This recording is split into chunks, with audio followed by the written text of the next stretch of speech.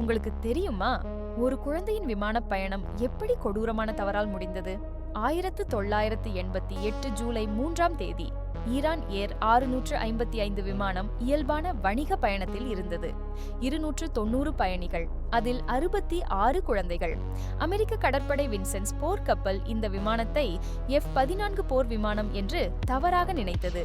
எர்பஸ் A-300 பயணிகள் விமானத்தை தாக்குதல் விமானம் என்று கருதினர். ஒரே ஏவுகணை வெடிப்பு, அனைவரும் இறந்தனர், 66 குழந்தைகளும். மிக அதிர்ச்சியான விஷயம் என்னவென்றால், இந்த கொடூரமான தவறுக்கு பிறகு அந்த கப்பலின் captain Will Rogers Legion of Merit பதக்கம் பெற்றார். இது எப்படி நியாயம்? 290 அப்பாவி உயிர்கள் போனதற்கு யாரும் பொறுப்பேற்கவில்லை.